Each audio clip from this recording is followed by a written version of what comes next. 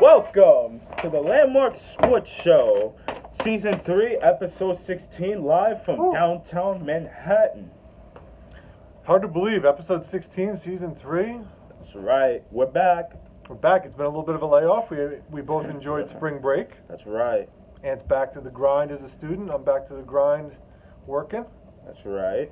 And we're filming shows. Yep, we got one more month left. Yep, Ant's stretch run, 29 school days, almost there. Almost going to be a graduated man heading to college. That's right, I can't wait. But, let's get to sports. A lot of sports to talk. That's right. What kind of UFC updates we got, Ant? We got to give a recap of UFC 236 from a couple weekends ago. Good one? A very good card, especially both interim title fights. All right, so tell us about them. All right, let's start with the co-main event. Kelvin Gastelum versus Israel Adesanya. John, I said this was going to be a good fight. This was an outstanding fight. Yeah.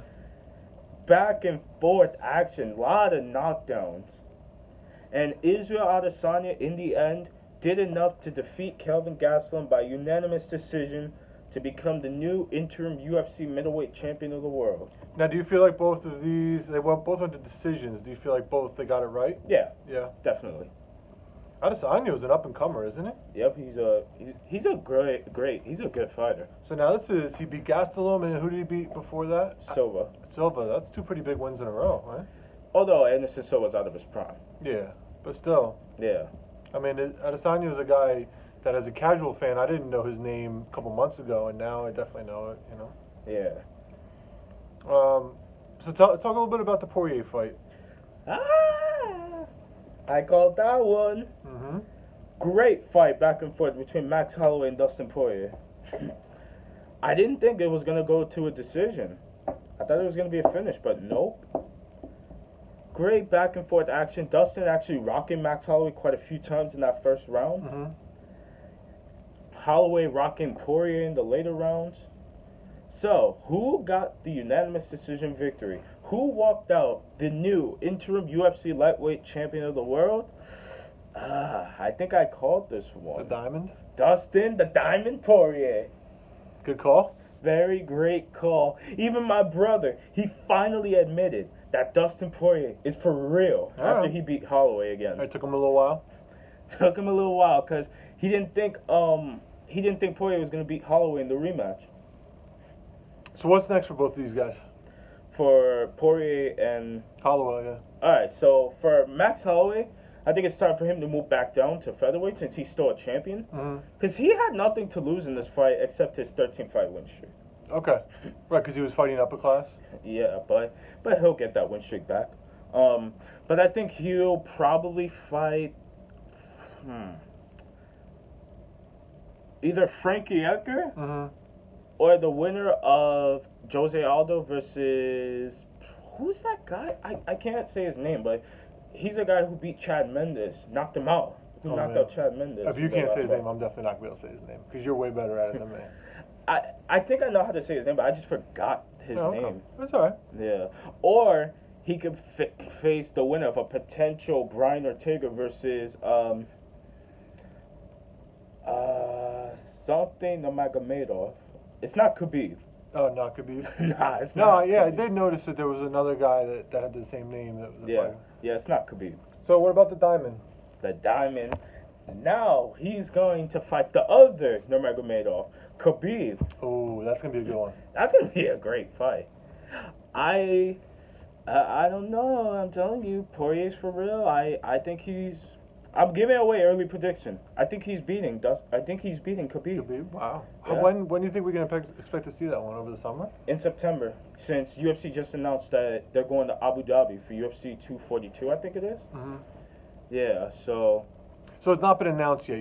You're predicting that might be that card? Well, that's already in the works for that card, actually. Got it. All right, so they're already working on it. Yeah. Now, switching to the other fight, what do you think's next for Adesanya? So for Adesanya, his next fight is against Robert Whittaker, the undisputed middleweight champion. All right, so then, which is another good fight. So then that's going to be for the undisputed belt? Yeah, they're thinking probably August for that fight. And then same thing with the Diamond and Khabib, that would be for the undisputed belt as well? Yeah. Oh, wow, those are some exciting fights coming up. Yeah. And then for Gastelum, maybe he did good. He He could have finished Israel Adesanya if he didn't go for that takedown where he rocked him badly. Mm-hmm. If he didn't go for that takedown on Adesanya, I think Gastelum could have won the fight. Really? Yeah. All right. But I think next for Gastelum, I wouldn't mind seeing him and Yoel Romero. Okay. This is I a wouldn't big mind one. that. Yeah. What we got coming up on fight night? This Saturday night, UFC Fight Night, Cowboy versus Raging. Donald Cowboy Cerrone versus Raging Iaquinta in a 5-round lightweight fight. Excellent. You excited fight. for this one? Excellent fight. All right. Now this is going to be one on an ESPN card. Plus. At ESPN Plus, killing me. Yeah, Just put it on ESPN. exactly. Predictions? I got Donald Cerrone. I have him winning. I'm gonna say. I'm gonna say decision for Cerrone. Okay. I'm going to go Cowboy also, but I'm going to go in a submission. I wouldn't be surprised if he actually submits Iaquinta, because Ali's a wrestler, but Donald Cerrone has wrestling too. He definitely can do submission moves. He competed in NCAA Division 1 as well. All right. So this, Ali's got to take Cerrone down and hope to keep him down. All right. So we both got the Cowboy. Yeah. You got it going all the whole way. I got a submission. Yeah. We shall see. Stay tuned. That's right. Switching gears? Switching gears to the NBA playoffs, round 2 finally. Heating up. NBA playoffs are heating up. John, what do you think has been the best series so far? Of the second round, I mean, I would definitely eliminate the Warriors series, right? I think that's probably been the worst. The other 3 series are all 1-1. You know, I'm biased towards the Sixers-Raptors series because I'm a Sixers fan. Yeah. But I think that the Blazers, and a lot of people are sleeping on the Blazers and Nuggets, and that seems like it's been a good series as well. That's been my favorite series so far. I think a lot of people are still sleeping on the Trailblazers. I think so too. I mean, this might be. People have known that Dame Lillard has been, you know, a top, I say 8 to 10 player for a long time, but I think this is sort of like his coming out year now. Yeah. In my opinion, I think he's the best point guard in the NBA right now. He's really having a great postseason. If it's not him, then he's definitely a top 3. Top 3, Curry, Kyrie, Damien, but I think Damien Lillard is the number 1 point guard right now. Yeah, he might be separating himself. Yeah, man. let's talk about that 37 feet 3-pointer. That was wild. Oh my god, I remember watching that. Oh, you were watching it live when it happened? Yeah, I was watching it, and I was like, okay, this is gonna go to overtime. And when he made the shot, I said, yeah, he just became the best point guard I've seen. Yeah, that's one of those moments that really elevate you, you know? And mind you, he did that on Paul George. Right, great defender. On Paul George. Right. I do think Paul George was being a little sore loser, though. Yeah, talking about how it's a bad shot, it's a, you know, and then there was some analytics that said that actually when Lillard shoots from 37 feet, amazingly, he makes it more than 50% of the time. Exactly. So it's not a bad shot for him. No. Yeah. And even Damian Lillard was just like, if anything, it was bad defense. Right. Yeah. I do think the defense could have been better. It's hard though. It's hard to guard somebody that close, that far out. But I think he should have been. I think Paul George should have been a little bit closer Just to knowing Lillard. the situation. Yeah, exactly. Like he was kind of like maybe 5 feet away from Lillard. Yeah, that's fair. Yeah. It's kind of a shame. I was thinking the other day that the Warriors are who the Warriors are, and that they're probably going to win it all. Because when you look at the other 7 teams that are left, I think they're all pretty evenly matched. Yeah. So it would be really exciting to see who would win the NBA championship. But you know, at this point, it's probably going to be the Warriors. Yeah. But I think those other 7 teams are all good, and they're all pretty close. Yeah. But you know, it makes for an exciting series. I think all those 3 other series are going to all be good. Yeah. I want to ask you something. So remember last year when we talked about how people were blaming Carmelo Anthony for Oklahoma City's failure in the playoffs? What happened this year? Yeah. They weren't any better this year. That's a good point. Like, here's the thing. They did not have a better record this year than last year. They finished with, like, what, the 6th spot? I think they were 6th, 6th. 7th? Yeah. 6th, I think. I think the Spurs were 7th. Last year they had the 4th spot. Right. Yeah. And Westbrook is just a ball hog. That's fair. So you can't really blame Melo for that one. It's true. Although you talking about Melo does remind me that you said somebody was going to sign Melo. I thought the thing is he was supposed to sign with the Lakers, but And then they fell out of contention. yeah, like I don't really blame Melo for like backing out because just Lakers were just not good this year. No. Like even with LeBron, they were just not good.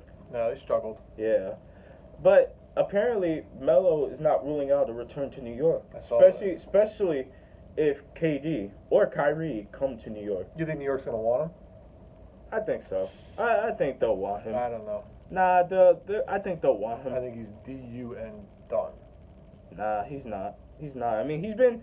Come on, let's be honest. He's been training since he was released from the Rockets. So, and they just put out a video of him lately, like practicing all his jump shots. Yeah, I think he's done. But we'll No, see. he's not. You and me, we don't disagree a lot, but on Carmelo, you and me disagree. Yeah. All right. So in the second round, we have the Celtics and Bucks 1-1, Sixers Raptors 1-1, Warriors Rockets 2-0 Warriors, even though the Rockets should have won that first game, and the Nuggets and Trailblazers 1-1. Should we pick these? Pick our predictions on these series? Yeah. All right. Let's start with the Celtics Bucks.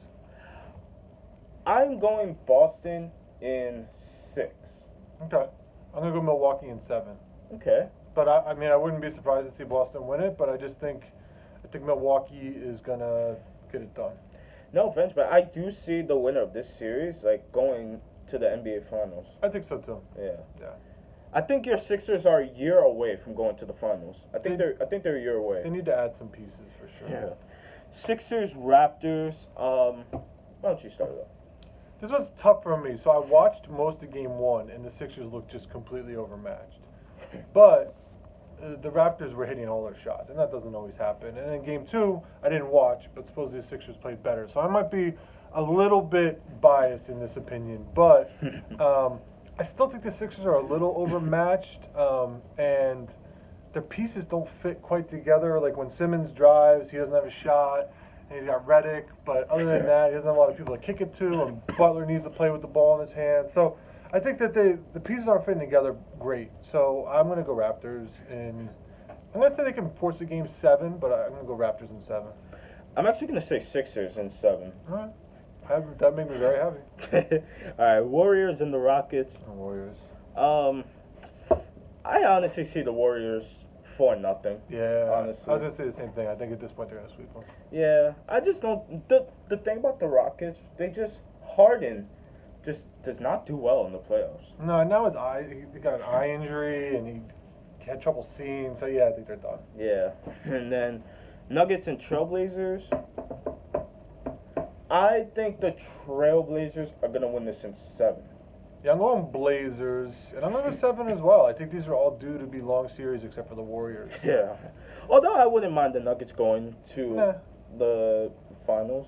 So we got Warriors, Trailblazers, both of us, right? Yeah. And in the East, we're different. You got Celtics, Sixers, which that'd be cool. That'd be a fun final, East finals. And then I got Bucks, Raptors. Yeah. Alrighty. We'll see what happens. All right. Quick MLB update. Quick MLB.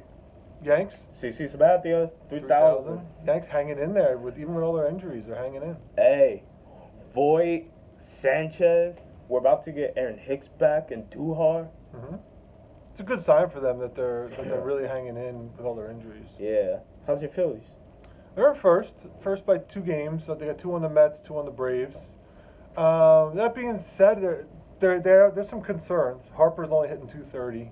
You know, he really needs to hit better average than that. Their bullpen has not been good. But that being said, you know they're winning more than they're losing. They're up by 2 games. They're playing pretty good ball. I just think they could be playing better. I think you guys will turn it around. Yeah. All right, NFL draft recap. John, what grade would you give overall to your Eagles in this draft? I'm gonna give them a B plus. So I really like taking offensive linemen early, especially big tackles that are mobile, and that's what this guy Dillard is. And they're going to need one because Peters is in his last year at this point, and he's going to get banged up. I don't know a lot about the wide receiver and the running back they took, other than Good scouting reports, good players, and I think they need to add a little firepower. So I like those. They took a flyer on a defensive end, and then got a guy as quarterback just to kind of be a third stringer. But I'll give it a B plus because I really like their first 3 picks, and I think they're going to pan out. What about your Chargers? I'm gonna give the Chargers. I'm also gonna give them a B plus. Okay. I like how they took Jeffrey Tillery in the first round. He's a great defensive lineman. He's a great player. I don't agree with drafting a quarterback this year though. Right. Easton Stick. I don't agree with this pick.